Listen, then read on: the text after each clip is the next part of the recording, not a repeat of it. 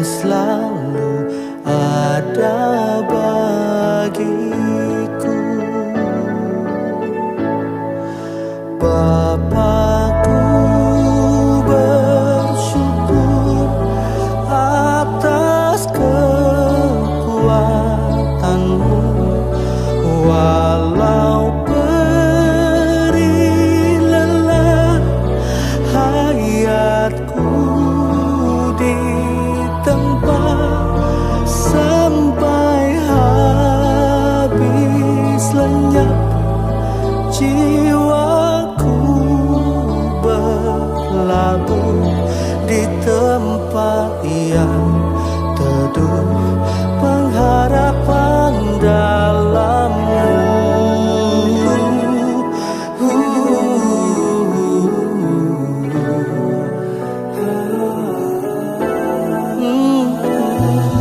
Di dalam dunia musim berganti, ada kala cerah, ada kala hujan. Di masa suka aku memuji Tuhan yang selalu ada bagiku. Bapakku, bersyukur atas kekuatanmu, walau perih lelah hayatku ditempa sampai habis lenyap jiwaku berlabuh di tempat yang teduh, pengharapan dalammu.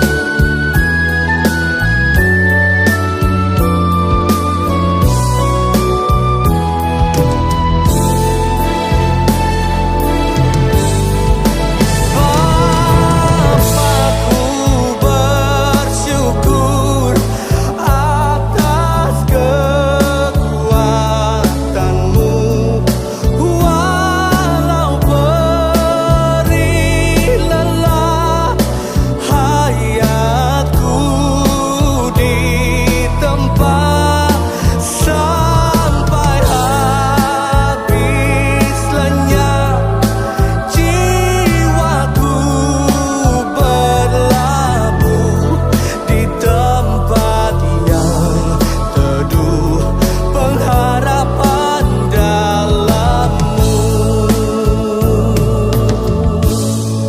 Sampai habis lenyap jiwaku berlabuh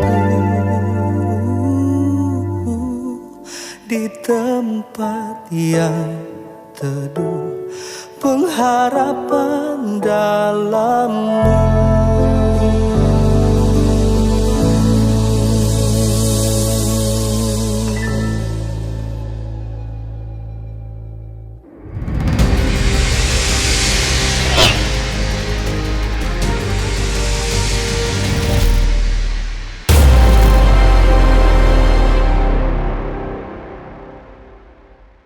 Shalom, selamat pagi Bapak Ibu yang terkasih. Jemaat MCC Tangerang yang Tuhan Yesus kasihi. Saya menyapa saudara, apa kabar?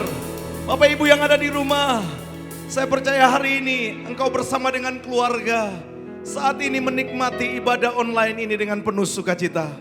Mari sekali lagi naikkan ucapan syukur di hadapannya. Sebab Tuhan terlalu sangat amat baik buat kita semua. Tundukkan kepala sama-sama di hadapannya. Bapa, kami mengucap syukur Tuhan. Terima kasih. Tak akan habis-habisnya dari mulut kami ucapkan syukur di hadapan-Mu. Kami sudah melewati 5 bulan yang ada. Tapi satu yang kami tahu, Engkau selalu beserta dengan kami. Dipermuliakanlah Engkau, diagungkanlah Engkau untuk selama-lamanya. Pagi ini kami siap bersorak meninggikan Raja yang hidup, Allah pencipta khalik langit bumi dan segala isinya. Terima kasih Tuhan, kami siap beribadah hanya di dalam nama Tuhan Yesus Kristus. Mari setiap kita yang percaya sama-sama katakan amin. Tepuk tangan dan sukacita bersama-sama di hadapan Dia. Come on, hallelujah.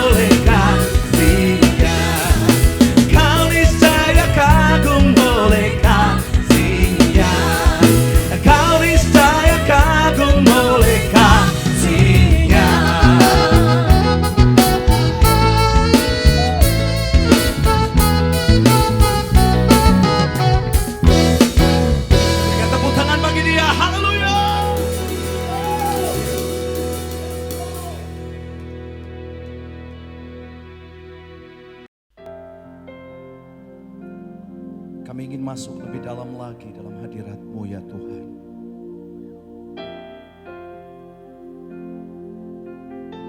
Kami ingin bernyanyi bagi-Mu seumur hidup kami.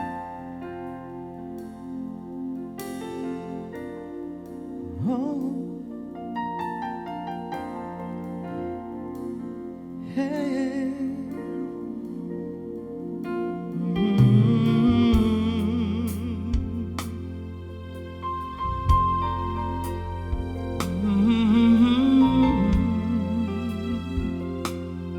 Mari naikkan pujian ini sama-sama.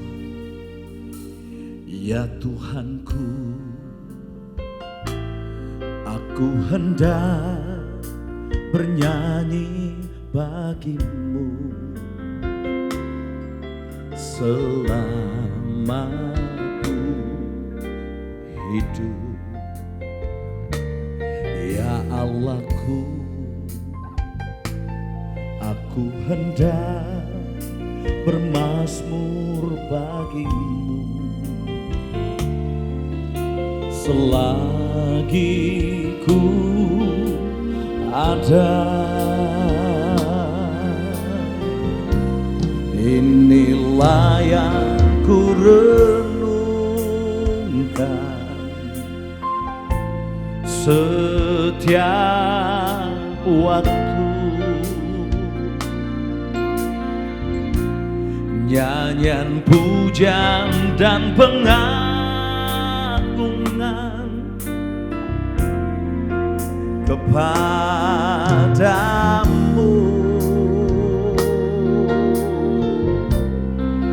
Biarlah manis kau dengar Tuhan, manis kau dengar Tuhan, dan hatiku bersuka karena-Mu.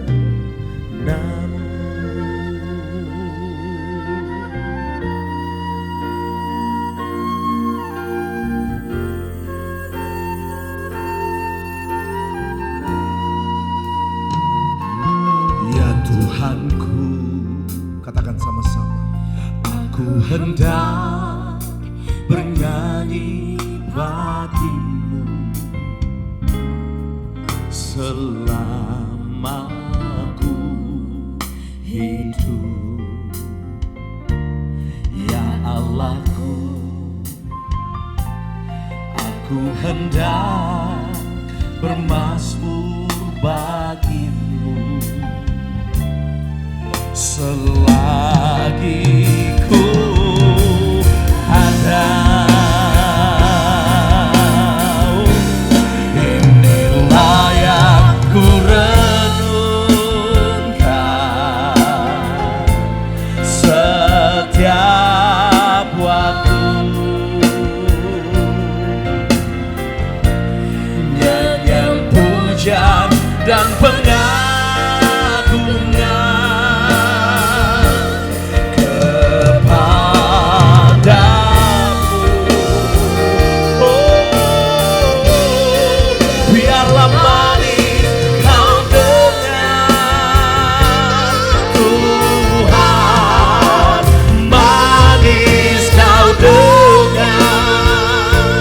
Tuhan, dan hatiku bersuka karena-Mu. Oh, inilah yang ku renungkan setiap waktu.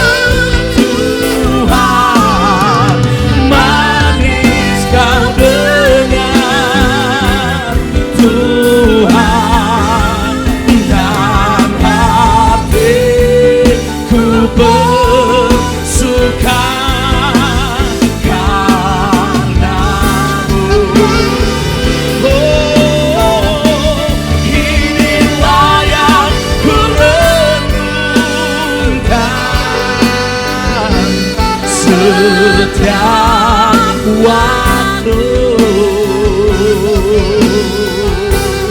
Nyanyian pujian dan pengagungan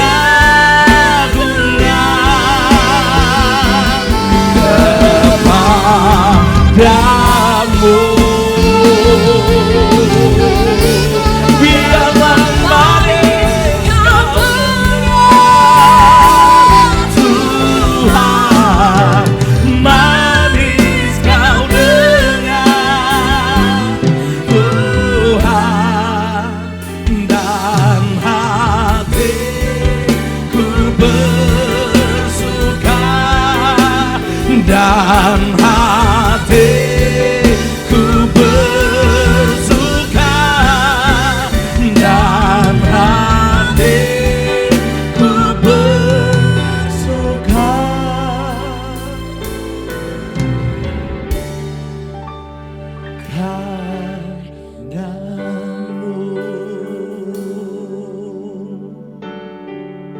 Oh.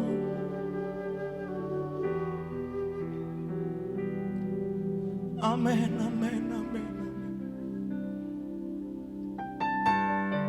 Hati kami bersuka karena Engkau.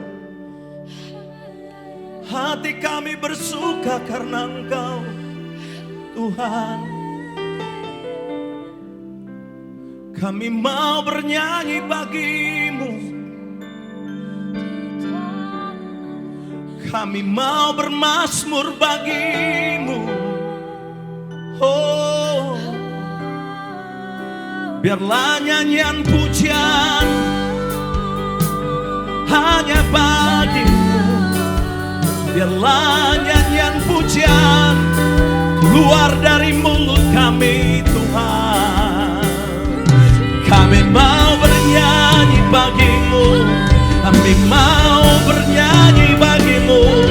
Kami mau bermazmur bagimu, Tuhan. Oh, haleluya. Pujian hanya bagimu, pujian hanya bagimu. Kami beri hormat, Tuhan. Kami beri pujian kami hanya bagimu, hanya bagimu, Bapa.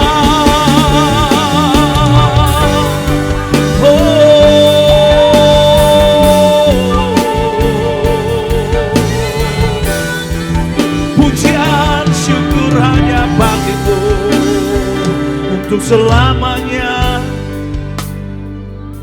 untuk sampai selamanya. Kami mau bersuka di dalam Engkau, Tuhan. Kami mau menari di hadapan-Mu seperti Raja Daud menari, seperti Raja Daud memuji-Mu. Entah habis-habisnya Tuhan, dia terus bernyanyi bagimu, bagimu Tuhan. Sebab itu kau menyukainya, sebab itu kau senang kepadanya, Tuhan. Kami mau, kami mau, kami mau bernyanyi bagimu. Kami mau menari bagimu, Tuhan.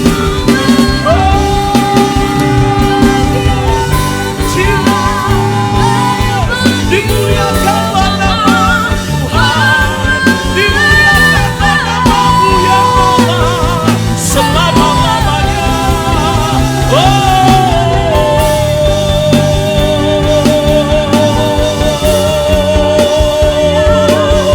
Biarlah surga bersuka cita, biarlah surga bersuka cita. Kami mau menyanyi bagimu, kami mau menari bagimu, Tuhan. Oh, oh, oh, oh.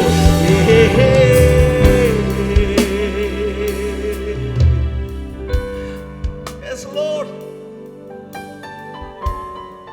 Amen, amen, amen, amen, amen, amen, amen.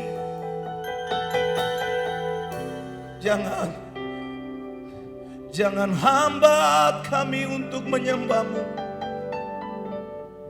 Izinkan kami terus di hadapan-Mu Tuhan, mengungkapkan isi hati kami, mengungkapkan kerinduan umat-Mu.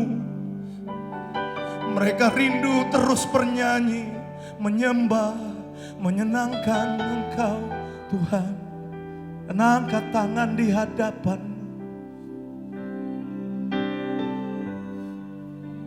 Amin, amin. Yes, Lord.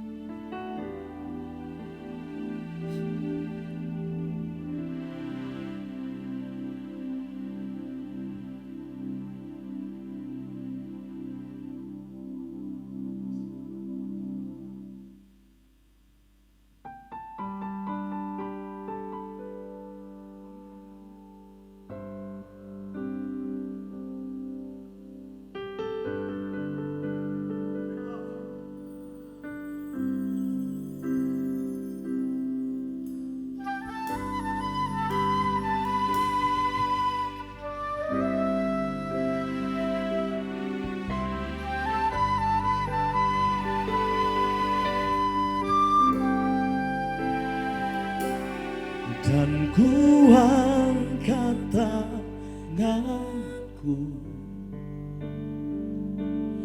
di hadapan tatamu, pengakuanku tiada yang seperti-Mu.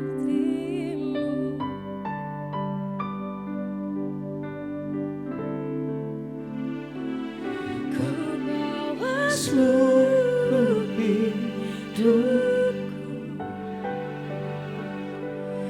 menyembah di altar-Mu. Yesus Tuhanku, ku sungguh mengasihi-Mu.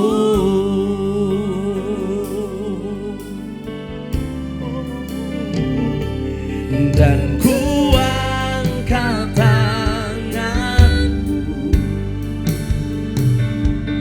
di hadapan tatamu, pengakuan kami Tuhan, pengakuanku tiada yang seperti-Mu.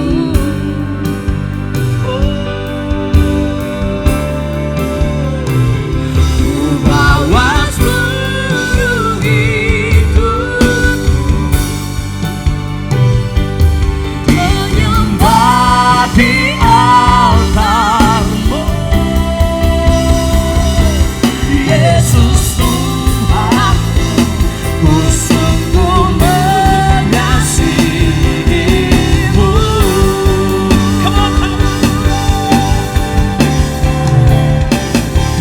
Dan ku angkat tanganku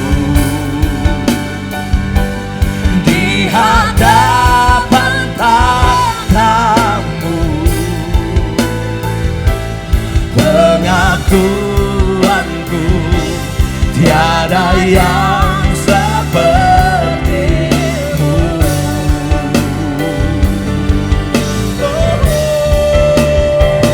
Ku bawa seluruh hidupku,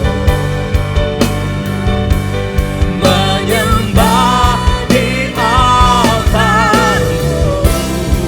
katakan Yesus Tuhanku, ku sungguh mengasihi-Mu.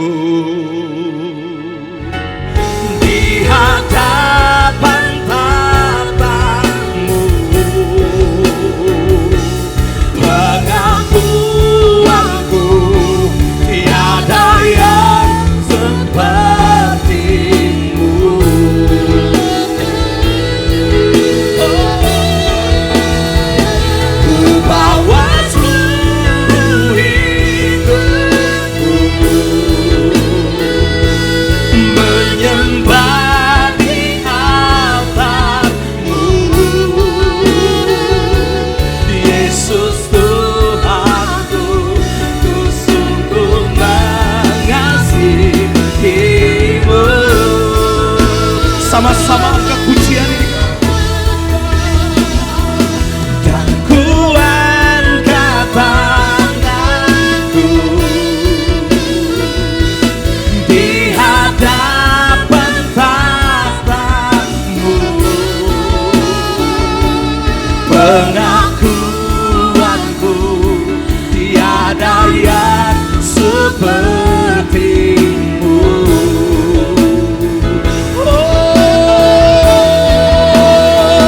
Ku bawa seluruh hidupku menyembah di altar-Mu, Yesus Tuhanku, ku sungguh mengasihi-Mu.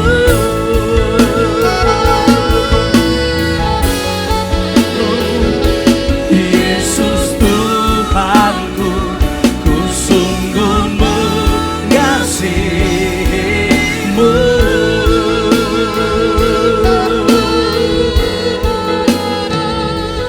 Yesus Tuhanku, ku sungguh mengasihi-Mu.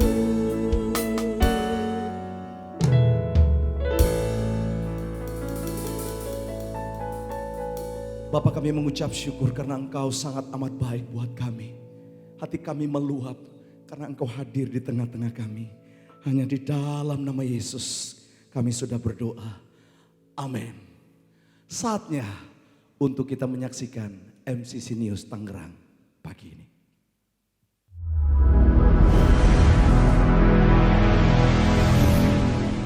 Shalom Jemaat MCC Tangerang, berjumpa lagi dengan saya Kezia Dan saya Karen dalam MCC News Tangerang minggu ini. Berikut liputannya.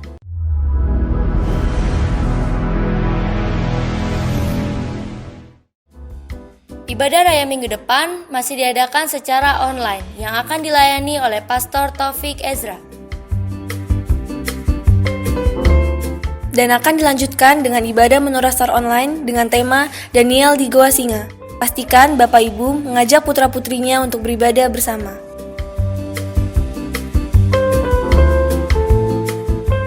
MCC Tangerang mengadakan kelas pemuritan e-counter. Bagi jemaat yang sudah mendaftar, pastikan untuk hadir setiap hari Jumat jam 7 malam yang bertempat di ruang ibadah lantai 2.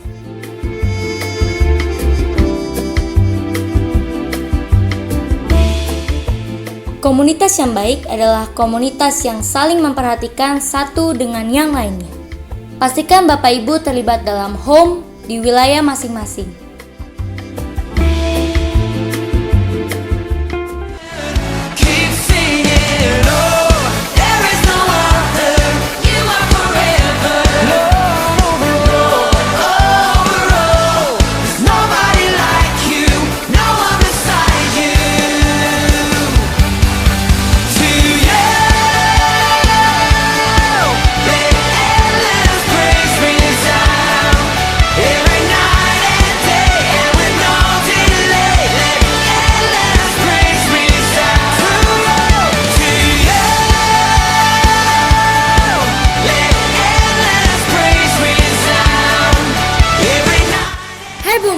Jangan ketinggalan, setiap Sabtu kita ada ibadah Boom. Jam 1 untuk Boom Teens dan jam 4 untuk Boom Youth.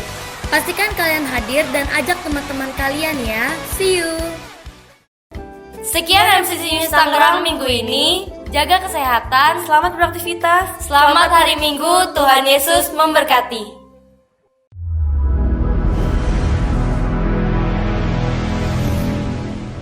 Mari saatnya untuk kita mengembalikan berkat Tuhan yang sudah kita terima.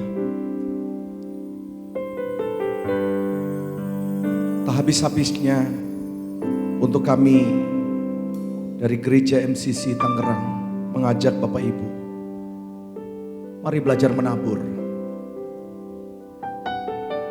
Karena engkau akan melihat pertumbuhan imanmu ketika engkau mentaati.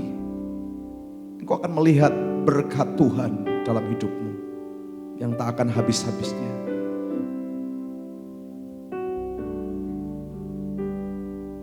Belajar menabur. Di depan saudara ada tertera untuk saudara bisa menabur. Silakan menabur.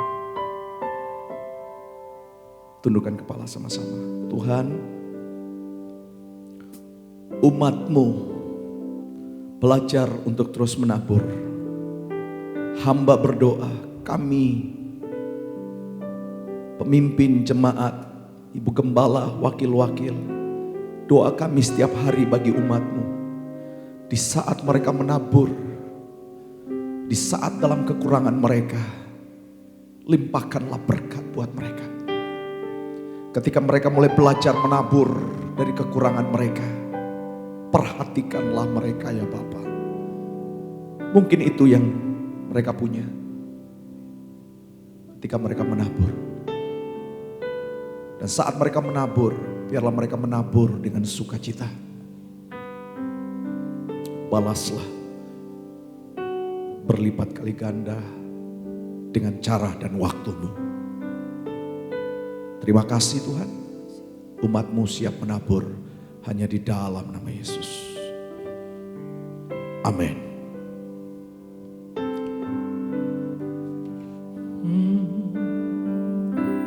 Katakan pujian ini. Ku siapkan hatiku Tuhan untuk dengar firman-Mu saat ini. Ku sujud menyembah-Mu Tuhan, masuk hadirat-Mu saat ini. Curahkan urapan-Mu Tuhan bagi jemaat-Mu saat ini. Ku siapkan hatiku Tuhan untuk dengar firman-Mu.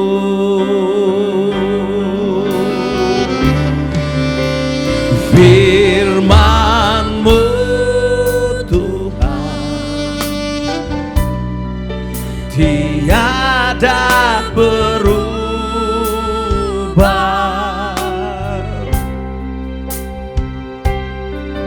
Dahulu, sekarang, selama-lamanya tiada berubah.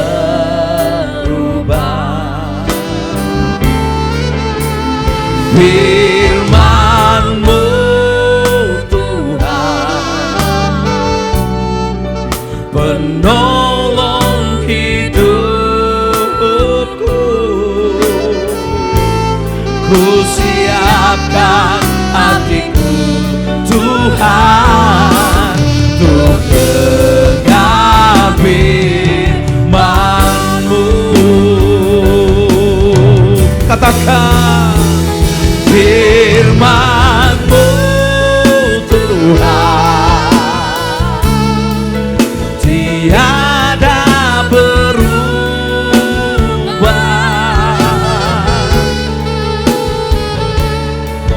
Dahulu, sekarang, selama-lamanya tiada berubah. Oh, firman-Mu Tuhan,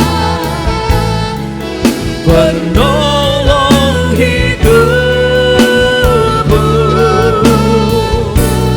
Ku siapkan hatiku Tuhan untuk dengar firman-Mu.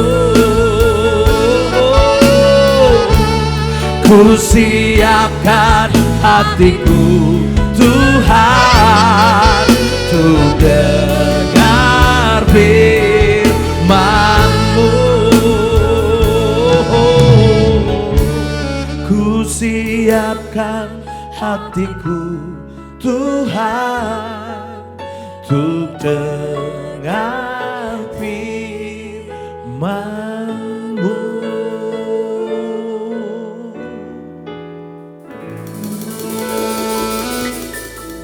Mari sidang jemaat MCC wilayah Tangerang, dimanapun saudara berada.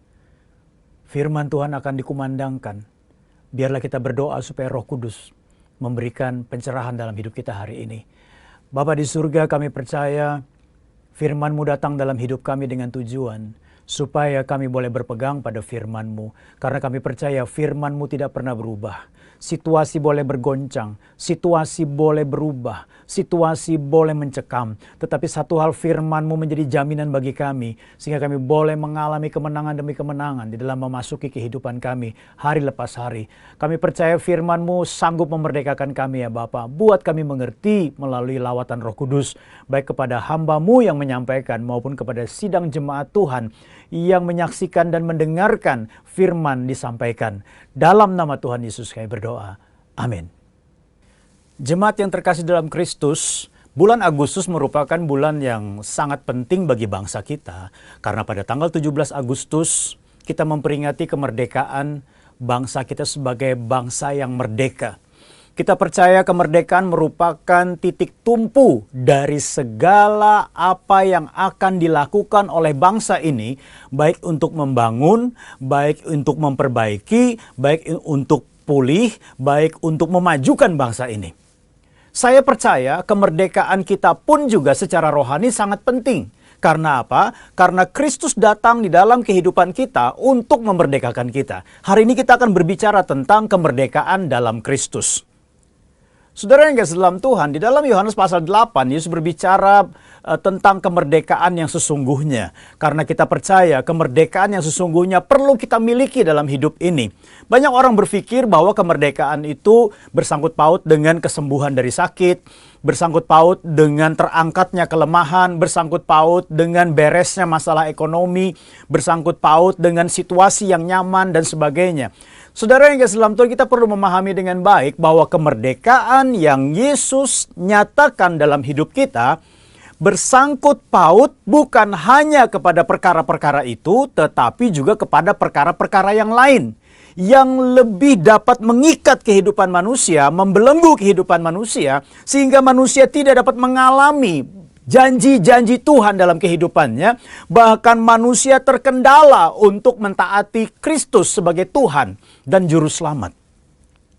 Saya akan mengutip beberapa ayat Bapak Ibu Saudara untuk kita boleh melihat apa yang Yesus katakan tentang kemerdekaan di dalam Dia. Dikatakan begini di dalam Yohanes pasal yang ke-8 ayat 31 sampai dengan 32 dan kemudian ayat 36 dikatakan begini. Maka katanya kepada orang-orang Yahudi yang percaya kepadanya, jikalau kamu tetap dalam firman-Ku, kamu benar-benar adalah murid-Ku dan kamu akan mengetahui kebenaran dan kebenaran itu akan memerdekakan kamu. Jadi apabila anak itu memerdekakan kamu, kamu pun benar-benar merdeka. Saudara yang kasih dalam Tuhan, kita mungkin berpikir, Pak, kita sudah merdeka 17 Agustus 1945. Kita sebagai bangsa yang merdeka, bebas melakukan apapun untuk membangun bangsa ini. Saudara yang kasih dalam Tuhan, tadi seperti saya katakan bahwa kemerdekaan itu bersangkut paut bukan hanya dengan kemerdekaan kita secara fisik sebagai bangsa dan negara. Tetapi yang perlu kita pahami dengan baik, apa yang Yesus maksudkan sebagai merdeka yang sejati itu. Benar-benar merdeka itu. Nah, saudara, kalau kita bisa melihat di dalam kebenaran firman Tuhan bahwa orang yang merdeka itu menurut apa yang Yesus sampaikan adalah orang yang terbebas dari perhambaan dosa. Perhambaan dosa itu berbicara tentang apa? Semua manusia yang sudah jatuh dan takluk kepada dosa memiliki tiga hal. Yang pertama keinginan dosa, yang kedua perbuatan dosa, dan yang ketiga hukuman dosa. Tiga hal ini tidak ada obatnya, tiga hal ini tidak ada vaksinnya yang bisa menetralisir dosa. Nah, Bapak Ibu Saudara sekalian, kalau kita bisa melihat di dalam Yohanes 8 ayat 34 dikatakan begini, bahwa kata Yesus kepada mereka, "Aku berkata kepadamu, sesungguhnya setiap orang yang berbuat dosa adalah hamba dosa." Wah, kalau kita bicara tentang hamba dosa, kita berkata, "Pak, saya tidak melakukan perbuatan dosa. Oh, saya tidak berada di dalam penaklukan dosa." Mari kita akan lihat hal-hal apa saja yang ada dalam kehidupan orang-orang sebagai hamba dosa. Saya mengajak kepada Bapak Ibu Saudara sekalian melihat, kalau saudara bisa lihat di dalam Yohanes pasal 8 ayat 1 sampai dengan ayat yang ke-36, saudara menemukan paling tidak ada 4 ciri khas dari orang yang menjadi hamba dosa. Yang pertama, orang ini pasti suka menghakimi dan menghukum orang lain. Karena kalau saudara perhatikan di dalam perikop yang pertama dalam pasal 8 dari Yohanes ini saudara, ada sekelompok orang termasuk tua-tua Yahudi membawa seorang perempuan yang kedapatan berzina. Lalu dia datang kepada Yesus, mereka berharap menemukan kesalahan Yesus melalui keputusan yang diambil. Dia berhadapkan perempuan ini kepada Yesus. Nah, saudara yang dalam Tuhan, menurut hukum Musa, perempuan seperti ini harusnya diapakan? Menurut hukum Musa kan harus dilempari dengan batu. Pertanyaan yang sulit diperhadapkan kepada Yesus, tetapi Yesus tidak menjawab apa-apa. Sebaliknya, singkat ceritanya, Yesus cuma berkata begini, siapa di antara kalian yang tidak pernah berbuat dosa? Dialah yang melemparkan batu pertama kali. Tidak ada orang yang melemparkan batu ke arah perempuan tersebut. Karena apa? Semua orang berbuat dosa. Saudara, ciri pertama dari seorang yang menjadi hamba dosa adalah suka menghakimi orang lain dan suka menghukum orang lain. Padahal dia nggak sadar dirinya juga berdosa. Ya. Orang seperti ini perlu dimerdekakan nih. Kemudian yang kedua, kalau kita bisa melihat perikop berikutnya di dalam pasal 8 Yohanes itu bercerita tentang apa? Yesus adalah terang dunia. Berbicara tentang apa saudara? Orang yang menjadi hamba dosa adalah orang yang memiliki kebutaan rohani. Makanya Yesus perlu datang sebagai terang di dalam kehidupan manusia. Sebagai terang itu apa? Sebagai terang, Kristus menyatakan Tuhan yang benar yang layak disembah. Sebagai terang, Kristus menyatakan perilaku moral yang benar yang layak untuk diteladani. Kemudian sebagai terang berbicara tentang apa? Kristus menyatakan kesalehan yang benar yang harus dilakukan, yang membuat manusia terhubung dengan Tuhan, dan ada hubungan persekutuan yang benar antara manusia dengan Tuhan melalui kesalehan itu. Bukan hanya tradisi agamawi. Ciri kedua dari hamba dosa adalah orang itu mengalami kebutaan rohani. Walaupun tampaknya rohani, tetapi sebenarnya dia tidak mengakui kehadiran Tuhan dalam hidupnya, dirinya lah Tuhannya. Kehidupan moralnya diukur dari apa kata orang atau apa yang dia pandang baik. Bahkan kesalehannya dilakukan hanya bersifat tradisi. Bukan berbicara tentang hubungan yang intim dengan Tuhan dan menyenangkan hati Tuhan. Ciri yang ketiga adalah hamba dosa adalah dikuasai oleh dunia ini. Kenapa berbicara tentang dikuasai oleh dunia ini? Berbicara tentang apa? Artinya adalah hidupnya bergantung kepada tren yang terjadi di dunia ini. Apa kata orang banyak itu menjadi sebuah hal yang menentukan arah hidupnya. Apa kata orang banyak itu menjadi sebuah hal yang menentukan kebenaran dalam hidupnya. Sehingga apa? Apa yang menjadi tren dalam dunia ini, itulah yang menjadi gaya hidupnya. Bukan firman Tuhan. Bukan kebenaran firman Tuhan. Makanya Yesus katakan begini saudara. Aku bukan datang dari dunia ini. Artinya berbicara tentang apa saudara? Yesus tidak dikuasai oleh dunia. Jadi setiap orang yang percaya kepada Kristus, yang dimerdekakan oleh Kristus, tidak menjadi hamba dosa karena apa? Dia tidak lagi berpatokan dari apa yang dunia katakan, apa yang terjadi dalam dunia ini, tetapi yang menjadi patokan kehidupannya adalah Kristus dan firman-Nya. Hal yang keempat, ciri orang yang menjadi hamba dosa adalah tidak mengetahui kebenaran. Kenapa tidak mengetahui kebenaran? Nanti kita akan bahas lebih lanjut dari penjelasan dua poin yang saya akan sampaikan, saudara. Tidak mengetahui kebenaran karena apa? Tidak mendengar firman Tuhan, tidak mengertinya, tidak melakukannya. Sehingga apa? Tidak mengetahui kebenaran. Nah, saudara yang kasih dalam Tuhan, atau mendengar firman Tuhan tapi tidak melakukannya, sehingga tidak mengerti kebenaran, sehingga tidak mendapatkan kebenaran. Kalau kita bisa melihat dalam kehidupan kita sebagai orang percaya, kita adalah orang-orang yang dimerdekakan oleh Kristus. Mari kita lihat. Kalau kita memang mau dimerdekakan oleh Kristus seutuhnya, saudara. Karena di dalam ayat yang ke-36 tadi dikatakan apa? Jika anak itu memerdekakan kamu, kamu sungguh-sungguh merdeka. Sungguh-sungguh merdeka itu bukan hanya bicara masalah sakit disembuhkan. Bukan hanya bicara masalah terpuruk jadi sukses.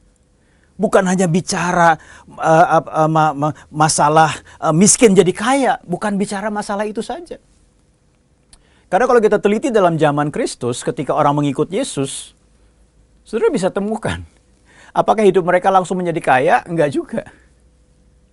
Apakah hidup mereka langsung menjadi sukses? Saya tidak banyak melihat orang sukses di dalam ketika dia mengikut Yesus.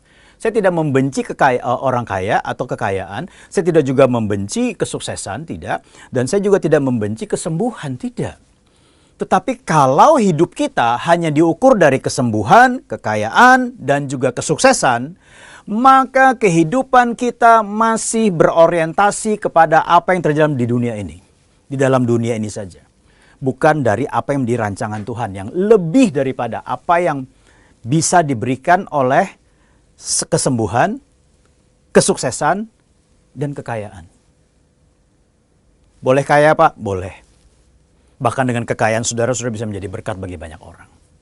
Boleh sukses, puji Tuhan. Melalui kesuksesan saudara menyatakan terang Kristus jauh lebih besar pengaruhnya. Boleh mengalami kesembuhan, Pak? Ya. Karena Yesus datang juga untuk menyembuhkan kita. Tetapi jika hanya sampai sebatas itu saja kehidupan kerohanian kita, maka sebenarnya kita belum memiliki kemerdekaan yang sesungguhnya. Nah, Bapak Ibu Saudara sekalian, kalau kita bisa melihat bagaimana caranya supaya kita bisa mengalami kemerdekaan dalam Kristus. Yang pertama adalah di dalam Yohanes 8 ayat 31 dikatakan begini, maka katanya kepada orang-orang Yahudi yang percaya kepadanya, jikalau kamu tetap dalam firman-Ku, kamu benar-benar adalah murid-Ku. Yang pertama adalah menjadi murid Kristus. Ini merupakan hal yang mendasar dalam kehidupan kita kalau kita mau merdeka dalam Kristus. Artinya begini, ya. Tetap di dalam firman-Ku berbicara tentang apa, saudara? Dulu waktu zaman pemerintahan Pak Harto meluncurkan satu buku. Pikir, Ucap, Laku, Soeharto. Kalau saudara ingat buku itu, ya. Nah, saudara yang kasih dalam Tuhan, di situ berbicara tentang apa, saudara? Berbicara tentang filosofi hidup Pak Harto, kemudian juga gaya hidupnya dicatatkan. Kemudian juga hobinya, kemudian juga dia suka makan apa, kemudian juga hal apa yang suka dia ucapkan, dan sebagainya. Kalau saudara pelajari buku itu, saudara akan mengerti pribadi Pak Harto yang sesungguhnya. Saudara yang kasih dalam Tuhan, di dalam firman Tuhan ini dikatakan begini, jikalau kamu tetap dalam firman-Ku, kamu benar-benar adalah murid-Ku. Ini berbicara tentang apa, saudara?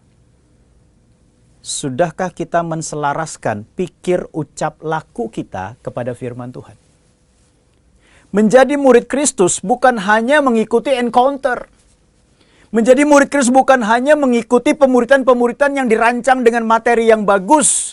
Beberapa kali pertemuan. Kemudian juga ada diskusi dan sharing. Saya tidak berkata itu tidak penting. Itu penting. Karena di dalamnya melalui pertemuan-pertemuan itu, firman dikumandangkan. Tetapi pemuritan yang sesungguhnya adalah pemuritan yang terserap dalam kehidupan setiap orang percaya melalui apa? Pikir, ucap, laku yang diselaraskan dengan kebenaran firman Tuhan. Saya sering berkata begini, situasi sekarang ini menjadi situasi yang sangat penting. Yang kedua, situasi sekarang ini menjadi situasi yang sangat mahal. Yang ketiga, situasi sekarang ini adalah situasi yang menjadi kesempatan bagi kita. Untuk apa?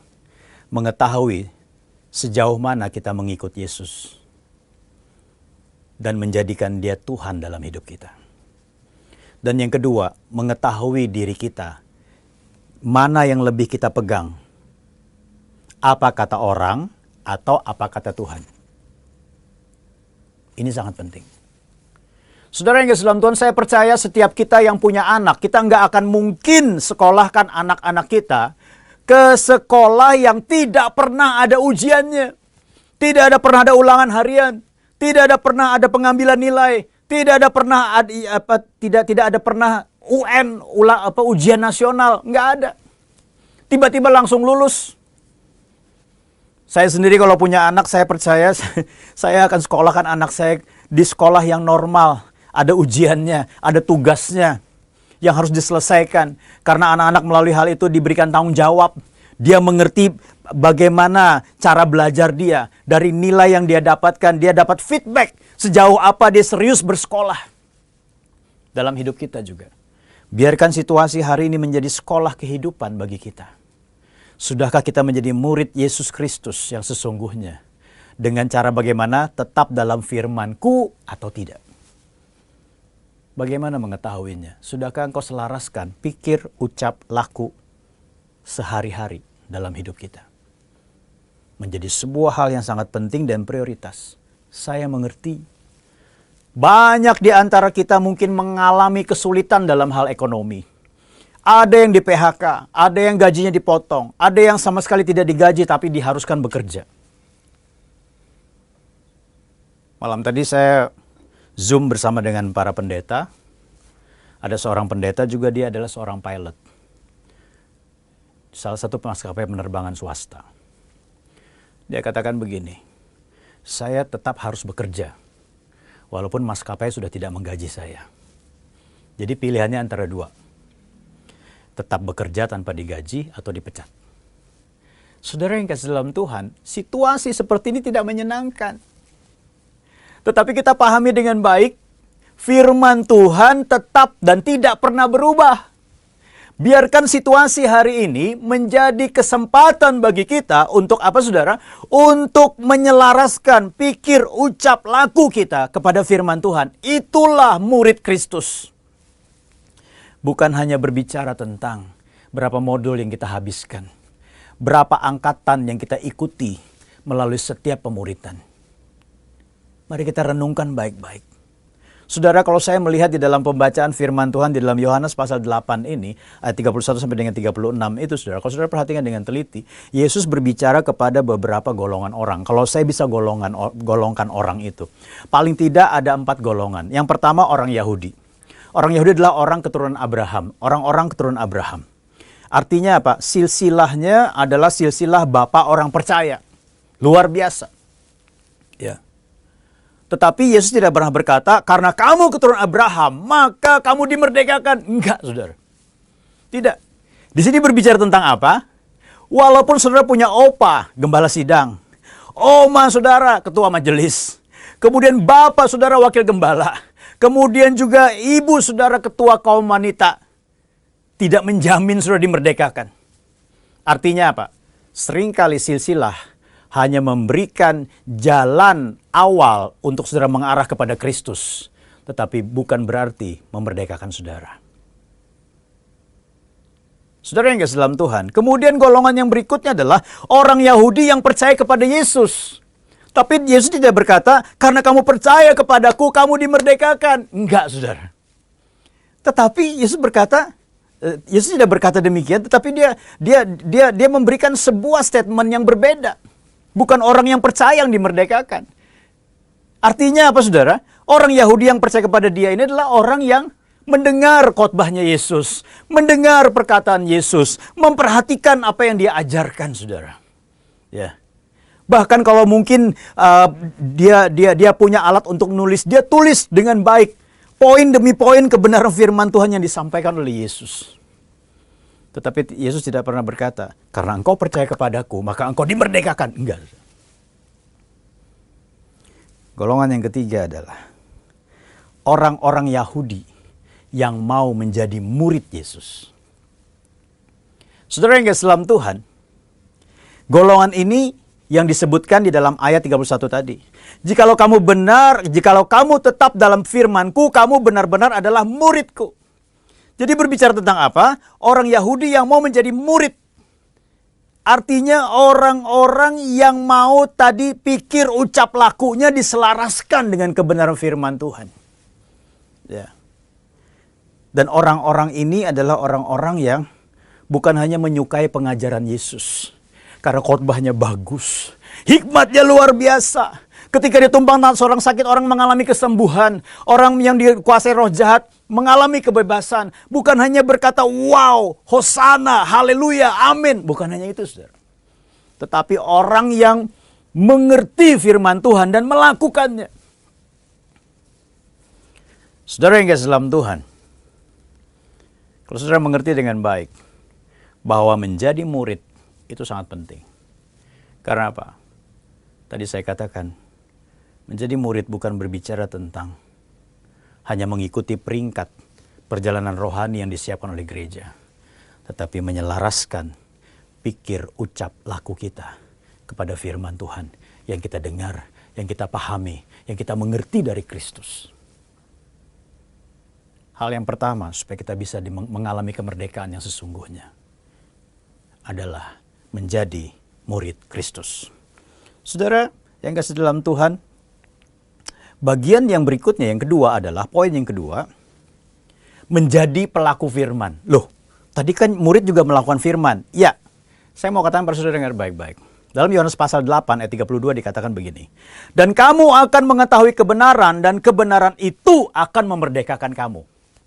Saudara yang kasih dalam Tuhan, di sini berbicara tentang apa, saudara? Di sini berbicara tentang mengetahui kebenaran. Loh, tadi kan sudah mengetahui firman. Ya, saya katakan begini.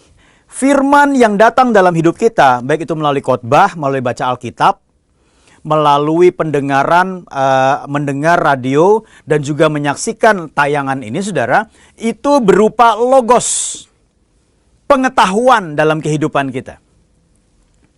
Dia datang dalam hidup kita berupa pengetahuan.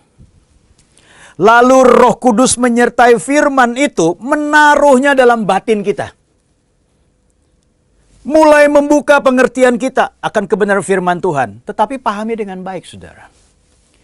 Ketika firman itu hanya dimengerti, ketika firman itu hanya dipahami, tapi firman itu tidak pernah dilakukan, maka firman itu mungkin kita bisa pahami dengan baik, namun kita tidak memiliki kebenaran karena melakukan firman Tuhan. Karena apa? Karena mengetahui kebenaran menggunakan kata ginosko itu bicara tentang apa, saudara? Berbicara tentang mengetahui kebenaran karena melakukan firman. Contoh begini. Yesus berkata, ampunilah orang yang bersalah kepadamu. Berkatilah orang yang mengutuki engkau. Kemudian apa lagi? Berdoalah untuk orang yang menganiaya engkau. Saudara, firman itu datang dalam hidup kita berupa logos. Lalu Roh Kudus mengurapi firman itu kalau dalam bahasa karismatik. Dan firman itu dapat kita mengerti dengan baik. Iya ya, kita harus mengampuni orang. Kalau saudara hanya sampai kepada pengertian itu saja, saudara, maka saudara tidak menemukan kebenarannya. Tapi ketika saudara mulai melangkah, ketika ada orang bersalah kepada saudara, ada orang melakukan sesuatu yang tidak menyenangkan buat saudara, atau ada orang yang menyelewengkan hak saudara, atau ada orang yang merampas hak saudara, lalu firman itu datang dalam hidup kita. Kita mengerti dengan baik. Dan firman itu datang dalam hidup kita sebagai sebuah tantangan. Maukah engkau mengampuni orang yang bersalah kepadamu? Maukah engkau mendoakan orang yang bersalah? Orang yang tidak menyukai engkau? Maukah engkau melepaskan berkat buat orang yang mengutuki engkau? Ketika saudara hanya sampai kepada pengertian tanpa melakukan, saya percaya saudara tidak punya pengalaman. Dan tanpa pengalaman tidak ada kebenaran yang dapat saudara tangkap. Saudara bertanya, apa bedanya firman dengan kebenaran? Saya akan jelaskan begini. Ketika saudara melakukannya, saya mulai melepaskan pengampunan kepada orang yang bersalah kepada saya, walaupun sulit. Saya mungkin harus berjuang dulu, 2 hari, 3 hari, 4 hari, bahkan seminggu saya berjuang untuk mengampuni orang ini. Bahkan untuk menyebut namanya saja, saya membutuhkan perjuangan, bergumul, supaya saya bisa melepaskan pengampunan melalui doa saya. Saudara yang kasih dalam Tuhan, ketika saya melepaskan pengampunan terhadap orang tersebut dan saya dapat mengucapkan namanya dengan leluasa untuk melepaskan pengampunan terhadap orang tersebut, saya mendapatkan sebuah pencerahan.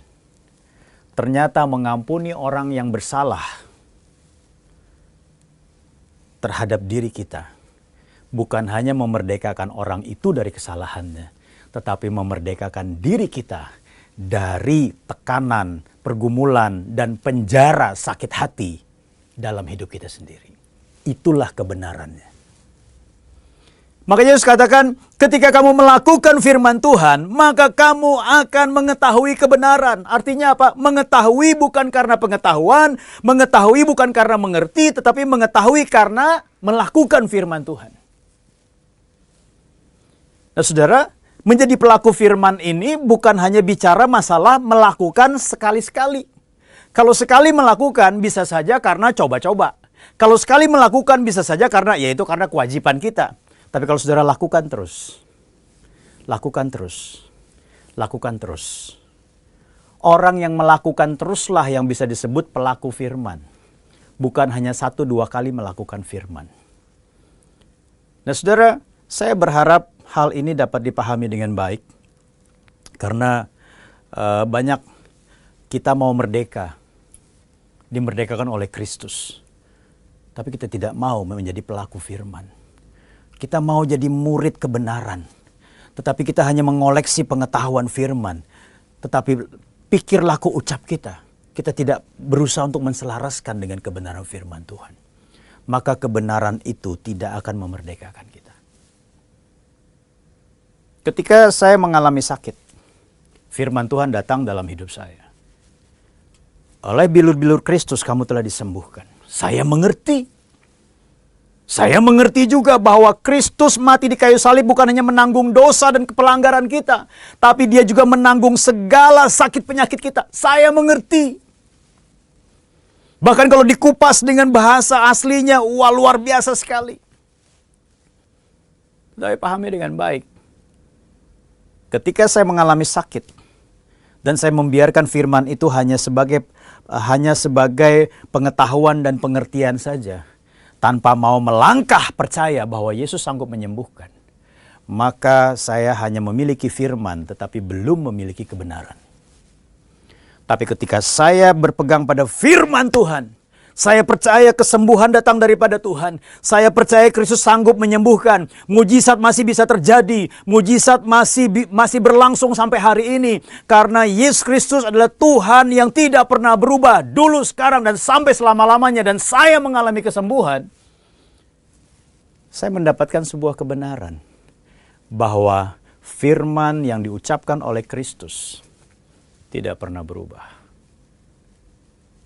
Kebenaran yang demikian yang membangun iman. Kebenaran yang demikian yang memberikan kekuatan. Ada kalanya juga mungkin pergumulan itu cukup lama dan berat. Entah itu sakit penyakit, pergumulan ekonomi dan sebagainya. Tapi karena kita percaya dan bertindak di dalam nama Tuhan Yesus Kristus dan firman-Nya kita pegang dengan sungguh-sungguh, walaupun doa kita belum terjawab, tetapi melalui kita berpegang pada firman Tuhan, kita bisa menemukan bahwa justru di dalam kelemahan, justru di dalam segala kekurangan, disitulah kasih karunia Kristus nyata dalam hidup kita. Itulah kebenarannya. Sehingga apa?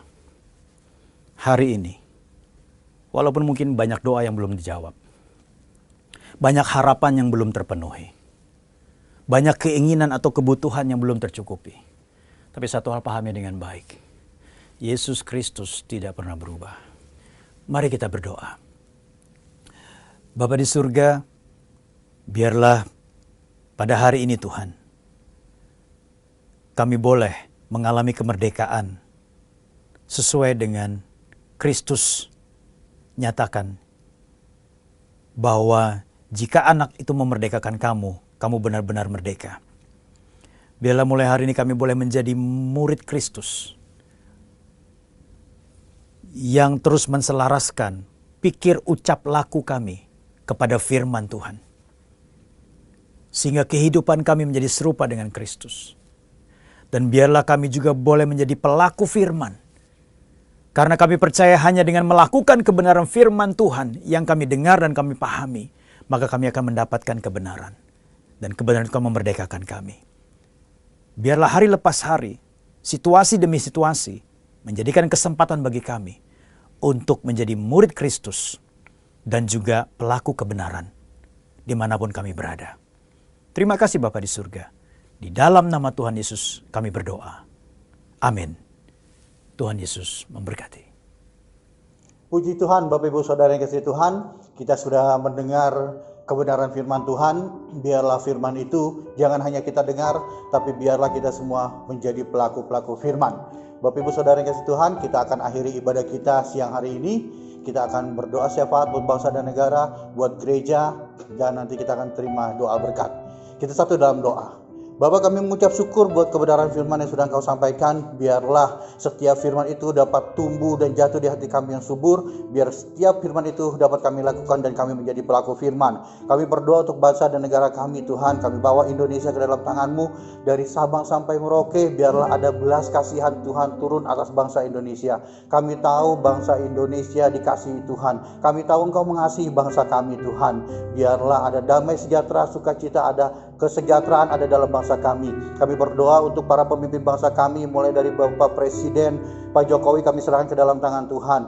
Biarlah ada hikmat kebijaksanaan dari beliau ketika memimpin bangsa ini, sehingga bangsa ini menjadi bangsa yang lebih maju. Memberkati juga Wakil Presiden, para menteri, juga pejabat yang lain Tuhan. Biarlah ada roh takut akan Tuhan dalam setiap kali mereka mengerjakan tugas dan tanggung jawab mereka. Tuhan, kami bawa bangsa Indonesia ke dalam tangan-Mu. Di tengah wabah COVID-19 ini kami serahkan ke dalam tangan Tuhan. Kami tahu ada maksud dan rencana Tuhan di balik semua ini. Kami percaya tangan Tuhan akan turun tangan untuk menolong bangsa kami. Memberkati para tim medis yang sedang bekerja, yang sedang berusaha Tuhan, biarlah jerilah mereka tidak sia-sia. Kami bawa mereka ke dalam tangan Tuhan, ada perlindungan, ada penyertaan dalam kehidupan mereka, proteksi mereka dengan kesehatan yang daripada Tuhan. Terima kasih Tuhan Yesus, kami tahu Engkau mengasihi bangsa kami. Kami bawa Indonesia ke dalam tangan Tuhan. Kami juga berdoa untuk gereja kami MCC Tuhan, kami bawa ke dalam tangan Tuhan, mulai dari MCC Tangerang, mulai dari MCC Selipi, MCC Kuitang, MCC BSD. Biarlah ada penyertaan Tuhan dalam gereja kami. Biarlah setiap rencana ataupun rancangan ataupun visi misi gereja kami biarlah berkenan di hadapan Tuhan, sehingga apa yang dikerjakan oleh MCC menyenangkan hati Tuhan. Memberkati Pak Elia sebagai gembala Selipi, memberkati Pak Franklin sebagai gembala Kuitang, memberkati Pak Anta Kirana sebagai gembala BSD, juga memberkati Ibu Nani Wijaya sebagai gembala MC Tangerang. Biarlah ada kesatuan hati, ada kesepakatan di antara mereka untuk mengerjakan semua visi yang daripada Tuhan. Terima kasih Tuhan Yesus. Secara khusus kami berdoa untuk MCC Tangerang Tuhan. Kami serahkan ke dalam tangan Tuhan. Kami tahu dan percaya gereja MCC Tangerang ada bukan karena kuat dan gagah kami, tapi kami percaya karena ada campur tangan Tuhan, sehingga kami bisa berada di Tangerang ini Tuhan. Kami bawa Ibu Gembala kami ke dalam tangan-Mu. Ada penyertaan, ada perlindungan, ada hikmat dan kebijaksanaan yang Tuhan berikan di hati Ibu Gembala kami. Biarlah dia memimpin jemaat-Mu, memimpin domba-domba-Mu. Biarlah semuanya menyenangkan hati Tuhan. Berkati kesehatannya Tuhan, berkati usaha pekerjaan, biarlah apa yang dikerjakan oleh tangan yang Engkau buat berhasil. Berkati keluarganya, keluarga besar juga Tuhan, anak cucu mantunya Kau berkati, ada perlindungan, ada covering dari Tuhan. Biarlah kesenangan, kesejahteraan selalu melingkupi kehidupannya Tuhan. Terima kasih Tuhan Yesus, terima kasih Tuhan. Kami bawa gereja kami MCC Tangerang ke dalam tangan Tuhan. Kami tahu Engkau mengasihi gereja kami. Terima kasih Tuhan Yesus, terima kasih Tuhan. Mari sidang jemaat yang dikasihi Tuhan, kita akan terima doa berkat. Kita angkat kedua tangan kita, terimalah berkat yang daripada Tuhan dan aminkan perkataan firman ini. Tuhan memberkati engkau dan melindungi engkau. Tuhan menyinari engkau dengan wajahnya dan memberi engkau kasih karunia. Tuhan menghadapkan wajahnya kepadamu dan memberi engkau damai sejahtera. Terimalah damai sejahtera yang daripada Allah Bapa, cinta kasih daripada Tuhan Yesus Kristus, penyertaan, penghiburan, pertolongannya dari Roh-Nya yang kudus. Biarlah menyertai kita hari ini sampai selama-lamanya. Di dalam nama Bapa, Putra dan Roh Kudus, dalam nama Tuhan Yesus, kami sudah terima berkat yang daripada Engkau Tuhan. Haleluya. Amin. Firman-Mu Tuhan tiada berubah, dahulu sekarang selama-lamanya tiada berubah. Oh, firman-Mu Tuhan penolong hidupku, ku siapkan hatiku Tuhan untuk dengar firman-Mu. Ku siapkan hatiku Tuhan untuk dengar firman-Mu. Ku siapkan hatiku Tuhan untuk dengar firman-Mu.